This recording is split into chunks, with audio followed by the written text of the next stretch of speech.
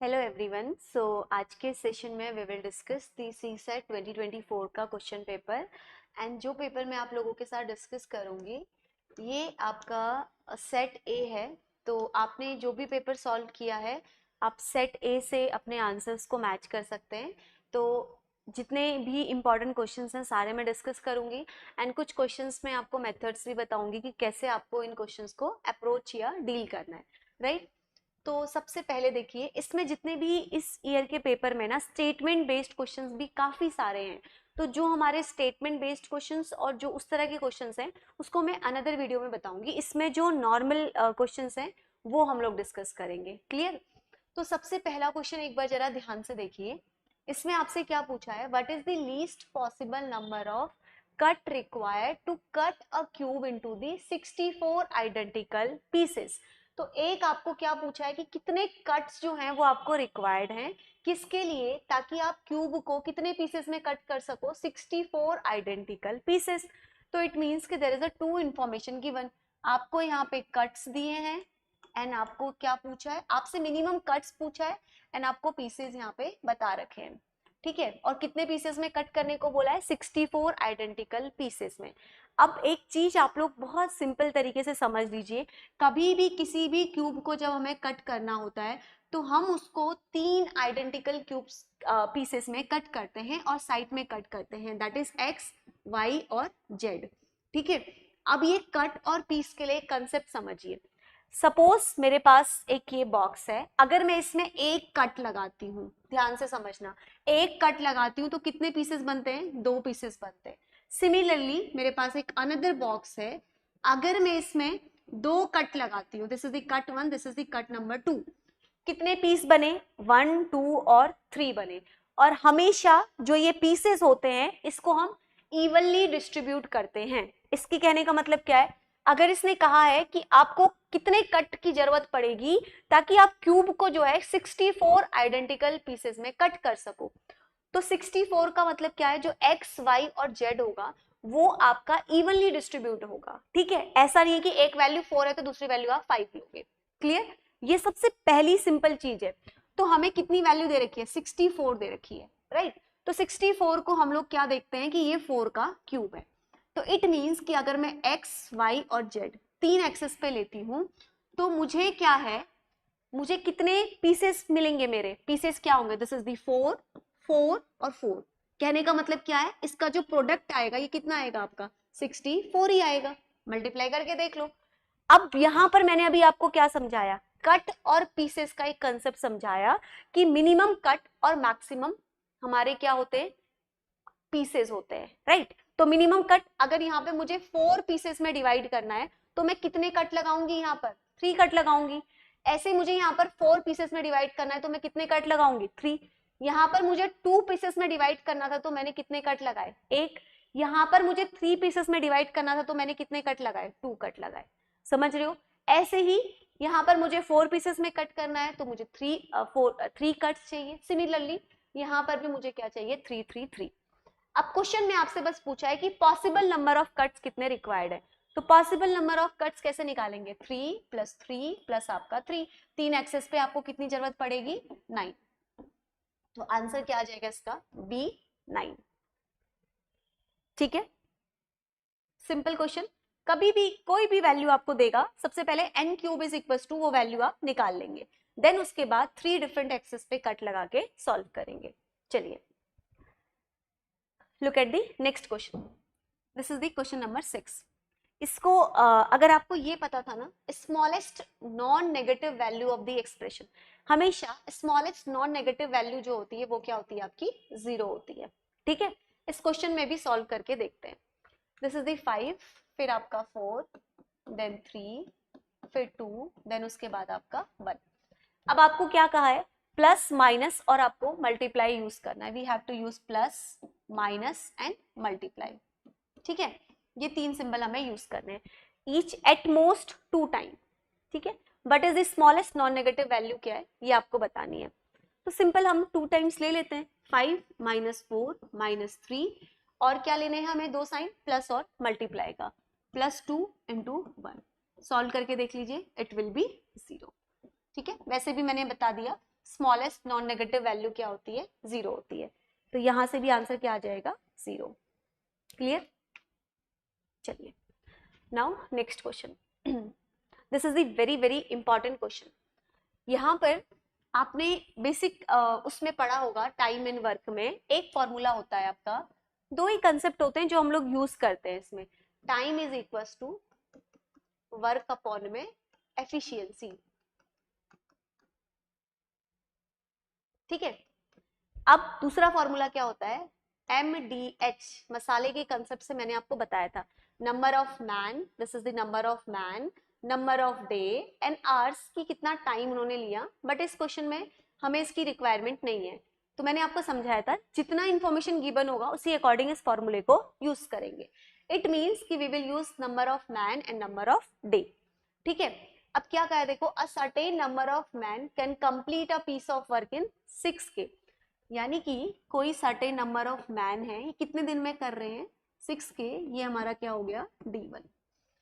आगे बोला है where K is the constant, K की जो वैल्यू है this is the constant value.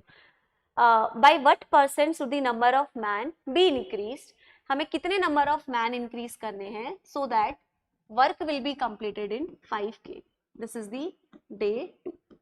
अब हमें इस फॉर्मूले को यूज करना है। क्या करेंगे, M1 D1, फॉर्मूला ये बताया, is equal to M2 D2।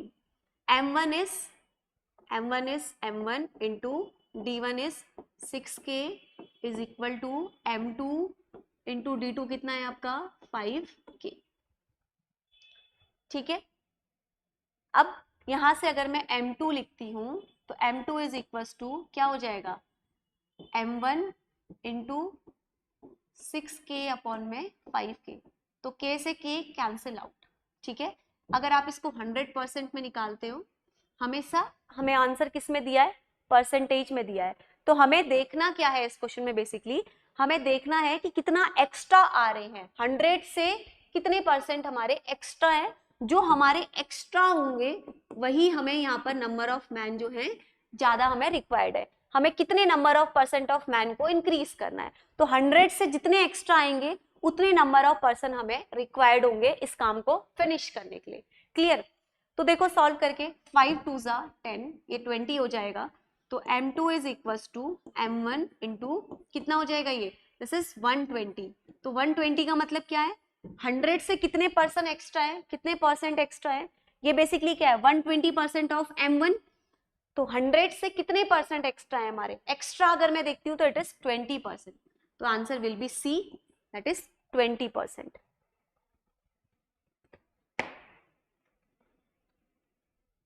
चलिए, now next question, question number 8। Question number 8 is very good question. I need some space.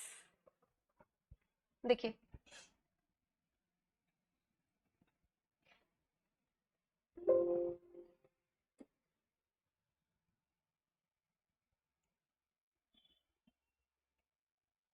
थोड़ा मुझे स्पेस चाहिए। देखिए, क्वेश्चन को पहले ध्यान से पढ़ते हैं, एंड ऐसे क्वेश्चंस मैंने आपको पहले भी बताए हैं। देखो कह रहा है XYZ can complete a piece of work in 6 hours, 8 hours एंड 8 hours रिस्पेक्टिवली। ठीक है। However only one person at a time can work in each hour, यानी कि हर एक आवर में एक पर्सन ही काम को कर रहा है।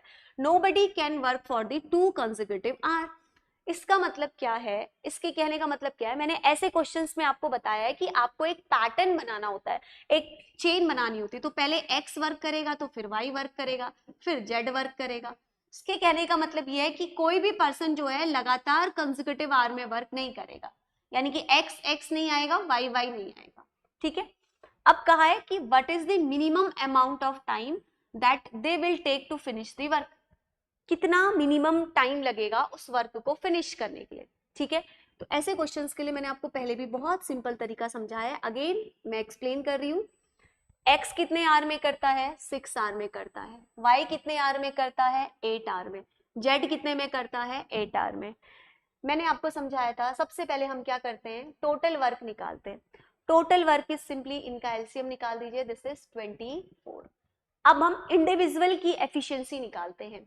तो अगर मैं x की एफिशिएंसी निकालूंगी तो क्या करेंगे, कुछ नहीं, डिवाइड कर दो, 24 को 6 से डिवाइड कर दो, तो इसकी एफिशिएंसी कितनी आएगी 4, ठीक है। इसकी एफिशिएंसी कितनी आएगी 3, इसकी एफिशिएंसी कितनी आएगी 3।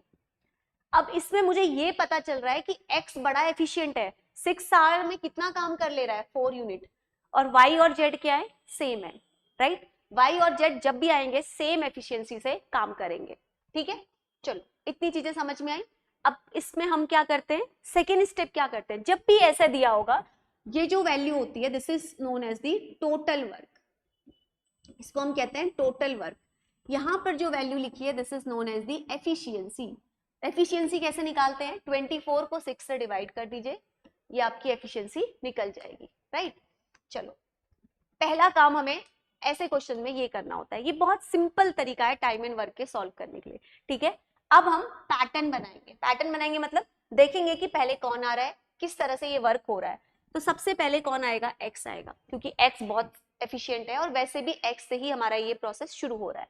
अब दूसरे कॉम में कौन आएगा, जब भी y और z आएंगे तो सेम एफिशिएंसी से काम करेंगे, क्योंकि दोनों की एफिशिएंसी क्या है, सेम है, तो y आए z आए बात एक ही है, ठीक है। फिर कौन आएगा, x आएगा, फिर कौन आएगा, y और z आएगा, फिर x आएगा, फिर कौन आएगा, y और z आएगा। कब तक हम ये वैल्यू लेंगे, जब तक हमारा टोटल जो वर्क है वहां तक हम ना पहुंच जाए, ठीक है। देखते हैं, जब भी x आएगा कितनी एफिशिएंसी से काम करेगा, 4 से। जब भी y और z आएंगे कितनी एफिशिएंसी से काम करेंगे, 3 से।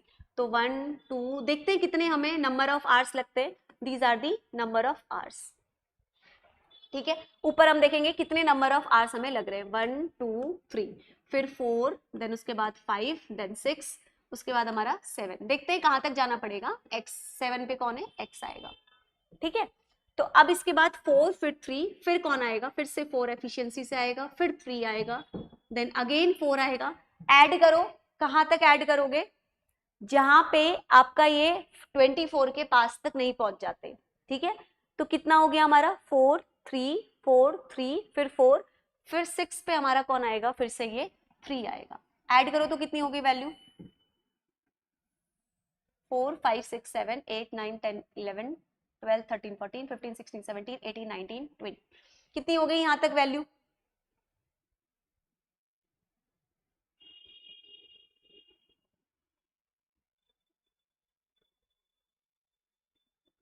ट्वेंटी 21 यूनिट हो गया, राइट। कितना यूनिट हो गया यहां तक, 21 यूनिट हो गया। बट मुझे कितना काम बताना है, मुझे कहां तक आना है, मुझे 24 यूनिट तक आना है। इसका मतलब अब नेक्स्ट कौन आएगा, नेक्स्ट एक्स आएगा। मुझे कितनी नीड है, टोटल वर्क कितना है आपका 24 है, और कितना वर्क मेरा हो गया है, 24 यूनिट वर्क हो गया है। इसका मतलब कितने यूनिट वर्क लेफ्ट है, अभी 3 यूनिट वर्क जो है वो आपका लेफ्ट है, राइट। बट अब x आता है तो x की एफिशिएंसी तो कितनी है, 4 है ना, x की एफिशिएंसी कितनी है आपकी, 4 है, और यहां पर ये कितना कर रहा है आपका, 3 कर रहा है। तो हम क्या निकालेंगे, अभी मैंने आपको 1 मिनट पहले एक फॉर्मूला बताया, क्या बताया, time is equal to work upon में एफिशिएंसी। तो हम इससे निकाल देते हैं, x कितना करेगा, time is equal to work upon में एफिशिएंसी। टोटल वर्क कितना है, टोटल वर्क कितना है, 3 लेफ्ट है, और एफिशिएंसी कितनी है इसकी, जब भी ये आता है कितने एफिशिएंसी से काम करता है, 4। ये टाइम हम किसके लिए निकाल रहे हैं, x के लिए निकाल रहे हैं। क्यों निकाल रहे हैं, क्योंकि x जब भी आता है तो 4 यूनिट एफिशिएंसी के साथ काम करता है, बट मुझे 4 यूनिट नहीं चाहिए, क्लियर। तो अब आप इसको सॉल्व कर दो, इसको सिंपली सॉल्व कर दो, कितना आएगा,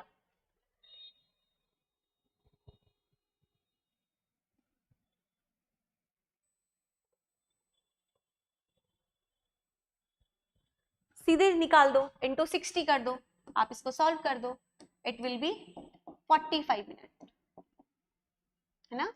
तो कितने आर हुए, 6 आर, कितने मिनट हुए, 45 मिनट। तो कोई ऑप्शन है, yes, 6 or 45 minute. Step by step मैंने आपको बताया है, यहां तक मेरे आर्स निकल गए थे, 6 आर निकल गए थे। अब मुझे कितने उसमें करना था, आगे देखना था मिनट कितने हैं। तो मिनट जब मैंने सॉल्व किया तो आप सीधे 60 में मल्टीप्लाई कर दोगे, तो x इज इक्वल टू 45। तो कितने में कंप्लीट होगा, 6 आवर 45 मिनट्स में ये वर्क हमारा कंप्लीट हो जाएगा, क्लियर। चलिए नेक्स्ट देखते हैं क्वेश्चन नंबर 10। 9 आई थिंक इसके पीछे वाली स्लाइड में है, 10 को पहले देखते हैं। 10 इज अगेन सिंपल क्वेश्चन, बस क्वेश्चन को रीड करो, आंसर आपके सामने है। कह रहा है on 1 January 2023 a person save ₹1। 1 जनवरी को एक पर्सन ने कितना किया, ₹1 सेव किया। ऑन जनवरी 2 को, 2 जनवरी को ये क्या कर रहा है, ये आपका 2 मोर सेव कर रहा है, यानी कि यहाँ पर 1 किया था तो 1 में 2 और मोर कितना हो जाएगा, 3 हो जाएगा। ठीक है, एंड थर्ड को ही सेव 2 मोर, और इस तरह से आपको चलना है। तो अगले जो थर्ड आएगी उसमें कितना होगा, 3 जनवरी को ये कितना कर रहा होगा आपका, 2 मोर कर रहा होगा, तो 3 में 2 मोर कितना हो गया आपका, 4, 5 हो गई वैल्यू।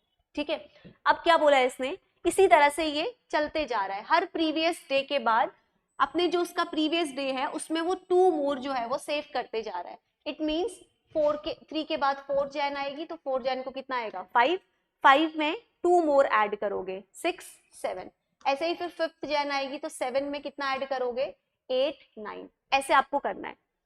कब तक करना है, जब उसकी जो सेविंग है वो एक परफेक्ट स्क्वायर या फिर एक परफेक्ट क्यूब ना आ जाए।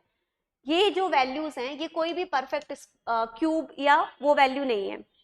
ठीक है, आपको ऐसी वैल्यू देखनी है जो एक perfect square as well as perfect cube हो, दोनों चीज होनी चाहिए। उसकी जो टोटल सेविंग है वो perfect square as well as perfect cube. अगर मैं 9 को देखती हूँ तो 9 इज 3 का स्क्वायर, बट ये परफेक्ट क्यूब है किसी का, नो, तो मुझे गाड़ी को और आगे लेके जाना पड़ेगा। ठीक है, 6th जैन में आओ, फिर 7th जैन में आओ, फिर 8th जैन में आओ। 6th जैन में 2 मोर ऐड करोगे, तो 9 में 2 और ऐड करोगे तो कितना हो जाएगा, 9 में 2 और ऐड करोगे तो कितना हो जाएगा, या ऐड कर इन इन वैल्यूज, इसकी सेविंग जो है ये हर एक दिन की इसकी सेविंग है ना, तो इन सेविंग्स को जब आप ऐड करोगे, कौन सी सेविंग के दिन पे वो एक परफेक्ट स्क्वायर और एक परफेक्ट क्यूब आपका बन रहा है, यही चेक करना है। तो आप ऐसे करते जाओगे, तो इसके बाद 10, 11, फिर उसके बाद 11 में और 2 ऐड करोगे, 12, 13, फिर और 2 ऐड करोगे, 15। तो इसकी जितनी सेविंग है इसको आप ऐड कर दो 8th जैन को, ये आपका आएगा 64। ठीक है, तो 64 इज एक परफेक्ट स्क्वायर भी है, 4 का क्यूब है और 8 का स्क्वायर है, तो आंसर विल बी 8th जनवरी। करके देख लीजिए, आंसर विल बी 8th जनवरी। 64 के दिन वो आपका एक perfect square as well as एक परफेक्ट क्यूब आपका आएगा। ठीक है, चलिए बस यही करना था, सिंपल क्वेश्चन में था। चलिए नेक्स्ट देखिए, how many consecutive zeros are there at the end of this particular product. तो यहाँ पर मैंने आपको पहले भी समझाया है, 2 और 5 का मल्टीप्लिकेशन होना चाहिए जब भी हम नंबर ऑफ जीरोस को देखते हैं। अब इसके लिए मुझे यहाँ पे कुछ नहीं करना था, मुझे सिर्फ 5 के मल्टीपल्स दिख रहे थे, कहाँ तक, 25 तक। This is the simple value. तो 5 की पावर इसमें कितने मिलेंगे, और हर एक वैल्यू जो है ये डबल डबल हो रही है, मतलब 2 के पावर 4, 3 की पावर 6, तो जो वैल्यू है उसका डबल हो रही है। तो 5 की पावर 10, 10 की पावर 20, 50 की पावर 30, 20 की पावर 40, 25 की पावर 50। तो यहाँ पे 10 जीरो मिलेंगे, यहाँ पे 20 जीरो मिलेंगे, यहाँ पे 30, यहाँ पे 40, यहाँ पे 100। मैं पहले भी समझा चुकी हूँ, तो डी आंसर आ जाएगा 200।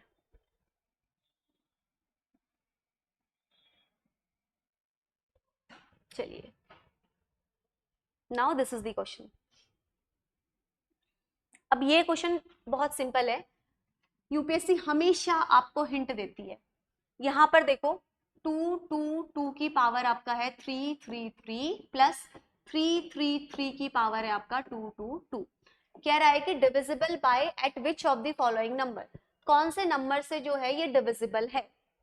अब यहाँ पर 2 टर्म अलग अलग है, आपको मैंने बताया है जब भी हम इवन प्लस ऑड करते हैं, ये थंब रूल मैंने आपको पहले भी समझाया था, तो वैल्यू कितनी आती है आपका, ऑड आएगी। ठीक है, तो जब भी हम इवन प्लस ऑड करेंगे तो इट विल बी ऑड। यही तो दिया है, देखो दिस इज इवन ऑड, तो बस इवन और ऑड करेंगे तो वैल्यू क्या आएगी, ऑड आएगी। समझ रहे हो, तो अब देख लो कौन सी ऐसी वैल्यू है जिसमें ये कंडीशन सेटिस्फाई करती है।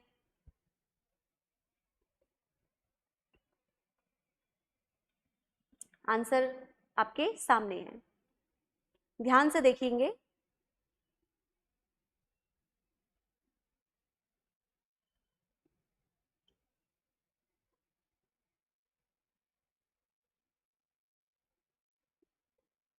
तो जो ये एक्सप्रेशन होगा, आपको पता है ना, odd plus even is equal to क्या होता है, ऑड नंबर होता है। तो इसका मतलब क्या है, जो ये एक्सप्रेशन है ये डिविजिबल बाय किससे नहीं होगा, नॉट डिविजिबल बाय 2 होगा। तो अब देख लो, इट मींस कि this is not divisible by 2, है ना, सिंपल है। तो बस चेक कर लो कि कौन सा स्टेटमेंट है जहां पर ये बात फुलफिल हो रही है। 2 and 3 divisible by 2 and 3, no, but not 2, ये स्टेटमेंट है। 2 and 2 नहीं, एक ही ऑप्शन मेरे पास बचता है, बी।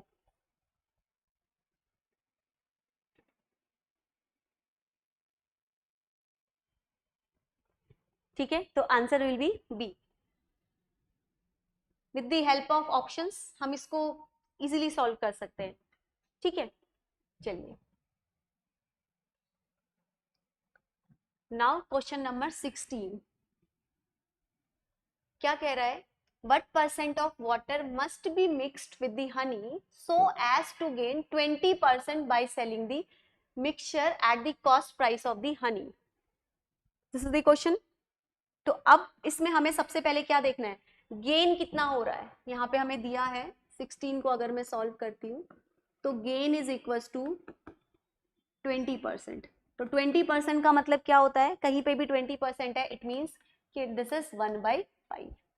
ठीक है, अब अगर हम cost price of the honey मान लेते हैं 1 पर ग्राम में, अगर हम यहाँ पर जो है आपको बोला है ना कि हमें किस परसेंट में वाटर को मिक्स करना पड़ेगा हनी के साथ, सो दैट हमें 20% का गेन हो जब हम सेल करें मिक्सचर को कॉस्ट प्राइस ऑफ हनी में।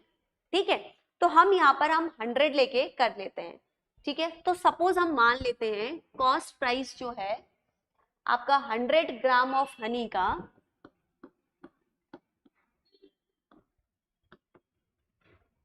कितना है, 100 की वैल्यू लेके कर लेते हैं, कितना है, ₹100 है।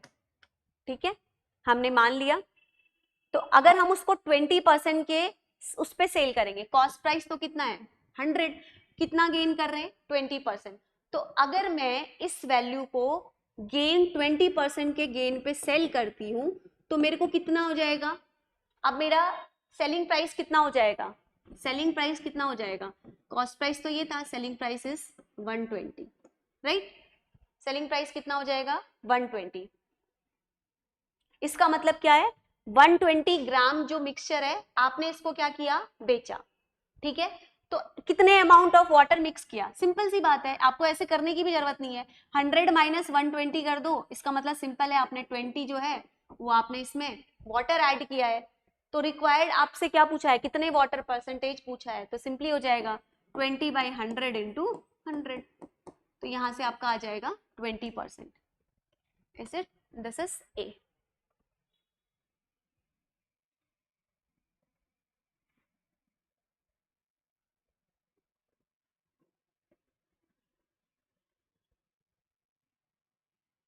क्लियर, चलिए question number 17, what is the rightmost digit preceding the zeros in the value of 3 की पावर 30, 3 नहीं सॉरी 30 की पावर इज 30, 30 की पावर इज 30।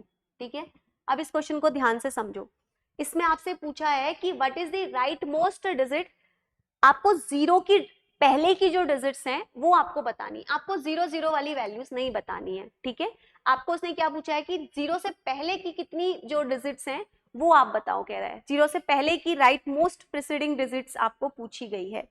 ठीक है, अब देखो सबसे सिंपल तरीका इस क्वेश्चन को करने का क्या है, 30 को आप डिवाइड दो पार्ट्स में ब्रेक कर दो। कैसे ब्रेक करेंगे, इसको कैसे लिख सकती हूं मैं, 3 इंटू 10 की पावर क्या लिख सकती हूँ 30, राइट। तो 3 की पावर 30 हो जाएगा ये, और 10 की पावर कितना हो जाएगा 30 हो जाएगा। ठीक है, अब 10 की पावर 30 जो है ये तो सारे 0 0 ही देंगे, वो तो आपको सिंपल देख के पता चल रहा है। लास्ट में क्या है 0 है, तो ये सारे के सारे आपके क्या देंगे 0 0 ही देंगे। तो आपको बस इस वाली डिजिट्स में क्या निकालना है, लास्ट डिजिट निकालना है। ठीक है, यहाँ पर इसने यूनिट डिजिट को जो है लास्ट डिजिट जो है उसको थोड़ा सा घुमा के पूछ दिया है, एक स्टेप आगे करके। तो आपको पता है कि हम किसी भी पावर में लास्ट डिजिट कैसे निकालते हैं, या इसको हम कहते हैं यूनिट डिजिट। क्या करते हैं, 30 को किससे डिवाइड करूंगी, किससे डिवाइड करूंगी, 4 से। कितना रिमाइंडर आएगा, 2 आएगा। बेस कितना हो गया 3, 3 की पावर कितनी हो गई 2, इसका मतलब 9। इसके बाद की जितनी वैल्यूज आएंगी वो सारी क्या आएंगी आपकी 0, तो answer will B 9। Unit digit के कंसेप्ट को थोड़ा सा घुमा के पूछा हुआ है। ठीक है,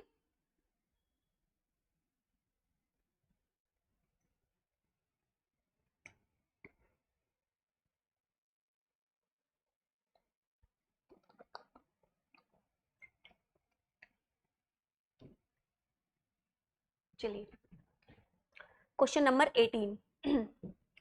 ये बहुत सिंपल क्वेश्चन है, ऐसे क्वेश्चंस यूपीएससी ने इस बार पूछे हैं 24 में। 421 and 427 when divided by the same number leaves the remainder 1। ठीक है, तो आपसे पूछा है how many numbers can be used as a divisor in order to get the remainder 1। Divisor का मतलब क्या होता है, आपको मैंने बहुत उसमें बताया है, दैट इज फैक्टर। फैक्टर को ही हम क्या कहते हैं, डिवीजर कहते हैं। इसका मतलब क्या है, मुझे इस वैल्यू में क्या निकालने हैं, फैक्टर्स निकालने हैं, यानी कि यहाँ पर जो कॉमन फैक्टर होंगे कितने हैं, वही हमारा आंसर है। ठीक है, अब इसने बोला है कि बस यहाँ पर एक छोटा सा चीज ये करना था आपको, लीव द सेम रिमाइंडर 1। तो जो ये 1 है ना, बस इसको आपको सब्ट्रैक्ट कर देना था, क्योंकि वो लीव रिमाइंडर 1 कर रहा है। तो अगर मैं 421 और दूसरी वैल्यू क्या दी है मुझे 427 -1 करती हूँ, तो it will be 420 and it will be 426। अब आपको बस इसके फैक्टर्स निकालने थे। तो अगर आप 420 के फैक्टर्स निकालोगे और दूसरी वैल्यू है 427, राइट, तो 420 के फैक्टर्स आपके आएंगे 2 इंटू 2 इंटू 3 इंटू 5 इंटू, मैं निकाल के देख लेना, 7 इंटू 1। ऐसे ही अगर आप 427 के निकालोगे तो it will be 2 into 3 into 71 into 1। ठीक है, अब कॉमन फैक्टर्स क्या है, कॉमन फैक्टर्स क्या है, कॉमन फैक्टर्स अगर आप निकालते हो तो 2 है इसमें और यहाँ पर क्या है 3 है, तो कॉमन फैक्टर्स आपके क्या है 2 और 3 आए। ठीक है, अब आपसे यहाँ पर क्या पूछा है, इसने आपसे पूछा है कि हाउ मेनी नंबर्स, यानी कि इन दोनों के अलावा भी अगर कोई है तो वो भी आपको लिखना पड़ेगा। यहाँ पर भले नहीं आ रहा है, बट इसने क्या पूछा है, how many numbers can B use, यानी कि मैक्स टू मैक्स कितने नंबर में यूज कर सकती हूँ वो मुझे बताना है। ठीक है, तो एक चीज आपने बहुत सिंपल पढ़ी होगी कि जो भी नंबर 6 से डिवाइड होता है, 6 से मल्टीपल होता है, वो 2 और 3 से भी होता है। तो इसका मतलब यहाँ पर मेरे 3 फैक्टर आंसर आएंगे, दैट इज 2, 3 और 6। ठीक है, 3 नंबर्स को हम एज एन डिविजर यूज कर सकते हैं। यहीं पे बस बच्चों ने गलती करी थी, सिर्फ 2 आंसर लेके। ये क्वेश्चन में लैंग्वेज बहुत केयरफुली पढ़ा करो। How many numbers, how many numbers का मतलब है कितने मैक्सिमम नंबर्स हैं जिसको आप यूज कर सकते हो। तो हाउ मेनी की वजह से यहाँ पर हमारा क्या आ गया, ये वैल्यू मेरी आ गई। ठीक है,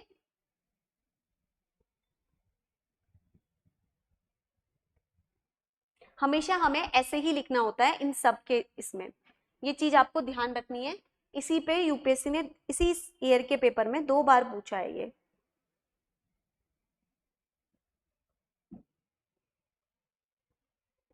कॉमन मल्टीपल भी हम हमेशा लेते हैं, तो जैसे यहाँ पर कॉमन मल्टीपल है 2 एंड 3, तो मैंने इनका कॉमन मल्टीपल क्या भी लिया 6 भी लिया, राइट। चलिए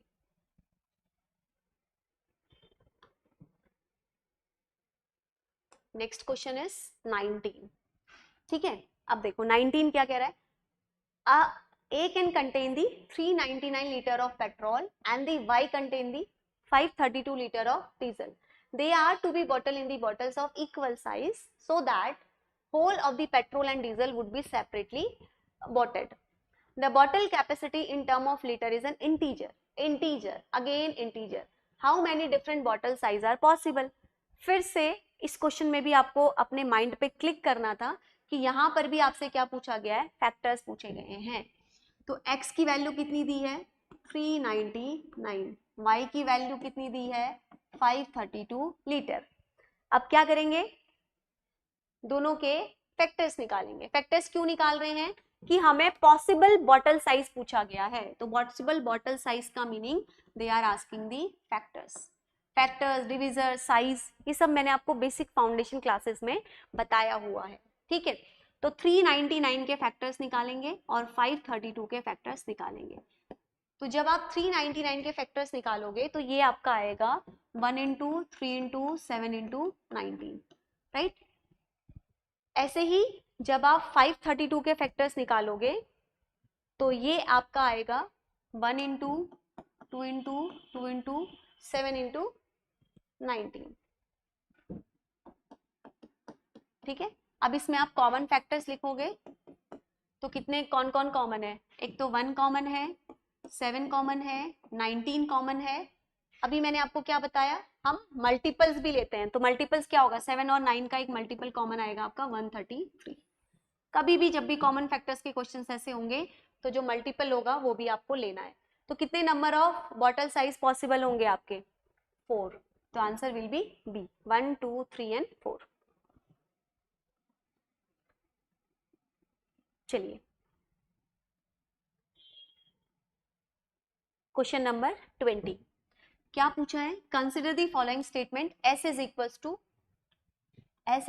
to x plus Y plus Z, जहां पे हमारे x y z जो है डिस्टिंक्ट प्राइम नंबर हैं। तो x y z मुझे क्या लेने हैं, प्राइम नंबर लेने हैं एंड लेस देन 10 लेना है, ठीक है। तो ये 10 से लेस आएंगे, राइट। ये चीज अपने दिमाग में बिठा लेनी है। ये वाले क्वेश्चंस कभी भी नहीं छोड़ के आने हैं। इसका मतलब कौन कौन से होंगे, दैट इज 2 3 5 एंड 7, ये वैल्यू आ जाएगी मेरी। बस अब आपको पुट करके चेक करना है। उसने कहा है the unit digit of sum can be zero, तो यूनिट डिजिट जो है सम का वो जीरो हो सकता है, ऐसा कह रहा है। तो s इज इक्वल टू, अगर मैं 2 प्लस कोई भी वैल्यू लेके देख लीजिए सम जीरो आ रहा है कि नहीं, 2 प्लस 3 प्लस 5 करती हूँ तो ये आपका क्या आ जाएगा जीरो, है ना। तो इसने पूछा है unit place of sum can be zero, तो यस दिस इज पॉसिबल। तो वन आंसर, वन करेक्ट है, तो बी ऑप्शन मेरा एलिमिनेट हो जाएगा। The unit digit of sum can be 9, ठीक है। अब इसमें कोई और वैल्यू लेके देखो, 3 5 और 7, 7 8 9 10 11 12 13 14 15, नहीं 9 नहीं आ रहा है। आप कंडीशन लेके देख लीजिए, वैल्यू लेके देख लीजिए, एक 2 3 5 एक 3 5 7 लेके देख लीजिए। सम कैन बी 9 कह रहा है ना, तो अगर मैं 3 5 और 7 लेके देखती हूँ तो ये 9 नहीं आ रहा है, तो सेकेंड ऑप्शन मेरा एलिमिनेट हो जाएगा। सेकेंड ऑप्शन एलिमिनेट होते ही मुझे मेरा आंसर मिल गया 1 एंड 3 ओनली। 3 को करके भी देख सकते हो, 3 प्लस 5 प्लस 7 करो, इट इज 15, तो yes sum of the unit place can be 5, ठीक है।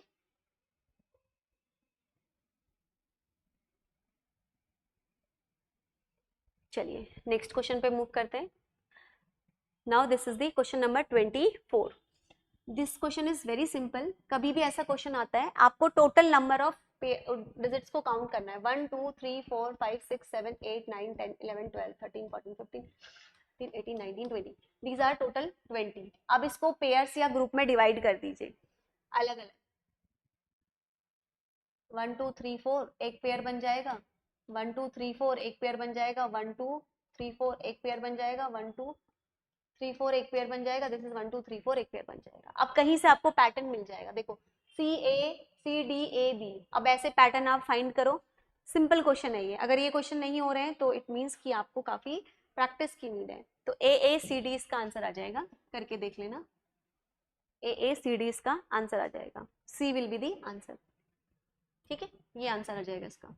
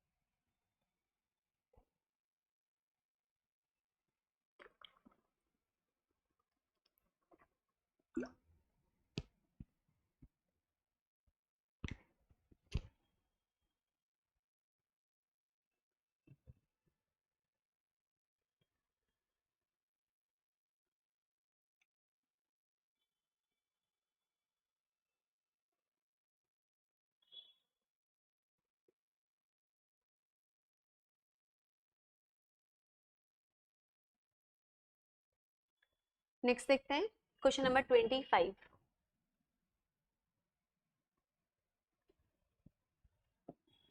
Two person P and Q enter in a business. P put 14,000 more than Q, but P has invested for 8 months, Q has invested for 10 months. P का share अगर 400 है, Q का share आपका Q share out of total profit is 2000. अच्छा, profit 2000 का हुआ, इसमें ये है, तो आपका कैपिटल कंट्रीब्यूट P ने कितना किया, ये आपसे पूछा है.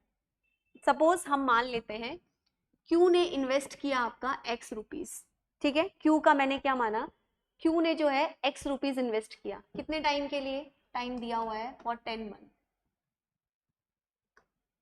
ठीक है. अब P कितना इन्वेस्ट करेगा, Q ने जितना भी इन्वेस्ट किया यहाँ पर लिखा हुआ है उसमें 14,000 मोर जो है वो P ने इन्वेस्ट किया, तो यानी कि ये क्या करेगा, x प्लस 14,000 जो है ये ज्यादा इन्वेस्ट करता है, ठीक है. कितने टाइम के लिए करता है, 8 मंथ के लिए करता है. This is the information that is given in the question.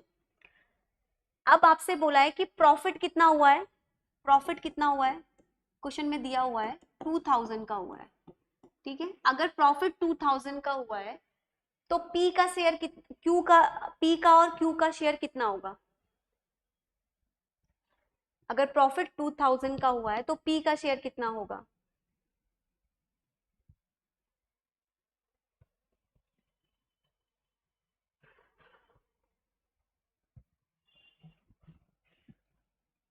ये आपका कितना होगा, P का होगा आपका, P और Q का अगर आप निकालोगे तो P का होगा आपका 1200, Q का होगा आपका 800, राइट,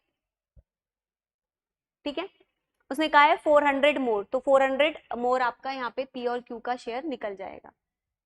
अब आपको क्या करना है, आपको बस बताना है कि कैपिटल कंट्रीब्यूशन P ने कितना किया है ना. तो कैसे निकालोगे, 8 मंथ के लिए इसने इन्वेस्ट किया, दोनों की इक्वेशन बस बना देंगे. x प्लस कितना कर रहा है P, 14,000, 1230, ठीक है, डिवाइडेड बाय में 10x इज इक्वल टू आपका आ जाएगा 1200 डिवाइडेड बाय में 800. दिस जीरो कैंसिल और दिस कैंसिल आउट. यहाँ से आपकी x की वैल्यू आ जाएगी, x की वैल्यू यहाँ से आप निकालोगे तो ये आपका आ जाएगा 16,000. तो 16 में आपको क्या ऐड करना है, P का कंट्रीब्यूशन पूछा है, तो P का कंट्रीब्यूशन पूछा है तो P इज इक्वल टू कितना आएगा आपका 16,000 प्लस ये इस वैल्यू पे रख देंगे 14,000, तो ये आपका आ जाएगा, इट विल बी 30,000.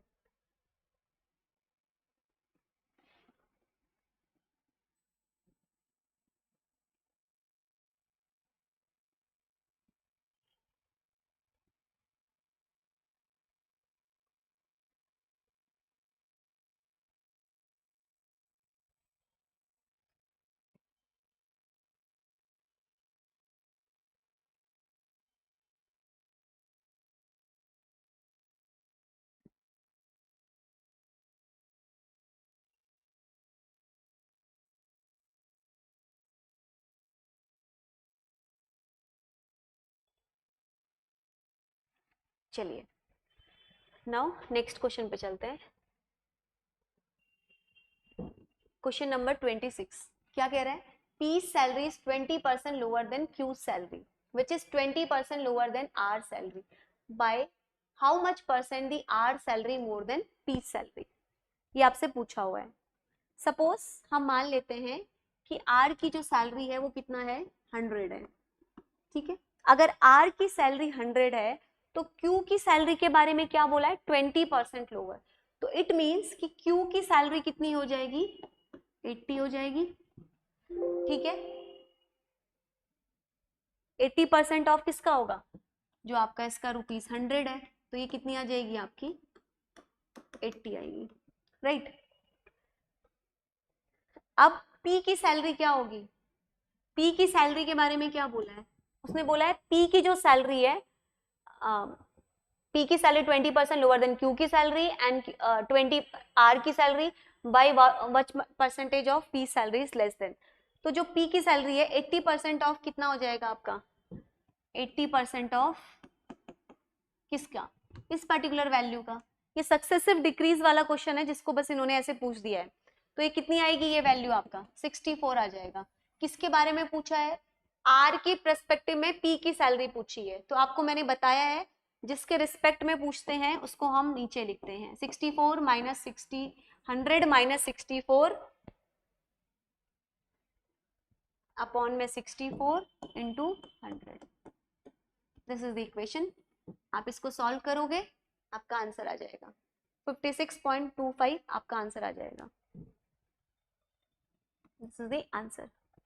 ठीक है, ये सक्सेसिव डिक्रीज वाला केस है जो मैंने आपको बता रखा है पहले भी।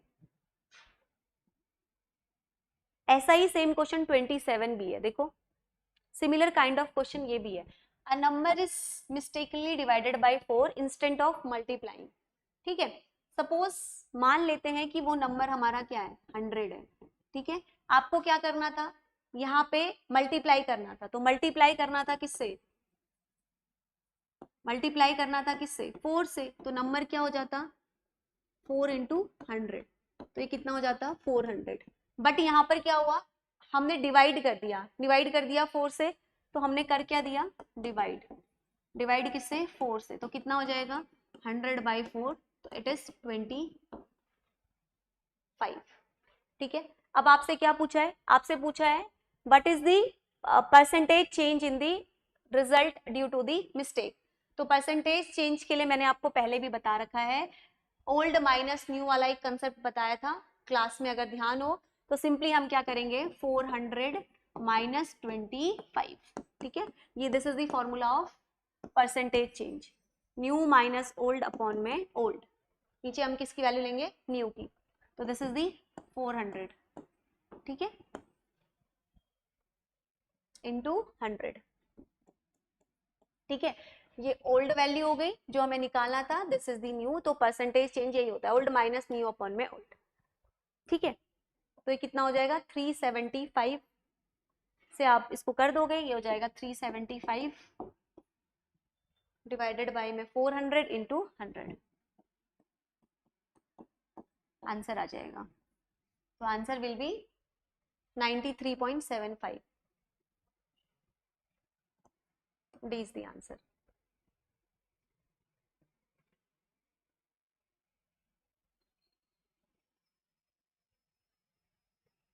नेक्स्ट देखते हैं 28। कहा है in an examination 80% of the student pass in English, 70% of student pass in Hindi, 50% fail in both the subject. इस तरह के क्वेश्चंस के लिए आप सबसे सिंपल आप मान लो, पहले क्या बोला है, 80% स्टूडेंट जो हैं वो आपके पास है किसमें, इंग्लिश में। इसका मतलब फेल कितने हुए फिर, अगर 80% पास हैं तो इसका मतलब क्या है, 20% फेल हो गए, राइट। अब दूसरे केस में क्या बोला है, 70% ऑफ स्टूडेंट पास इन हिंदी, 70% जो है वो पास है किसमें, हिंदी में। तो इसका मतलब क्या है, कितने परसेंट फेल हुए, 30% जो है वो आपके क्या हो गए, फेल हो गए, राइट। कितने परसेंट फेल हो गए, 30% आपके जो है वो फेल हो गए।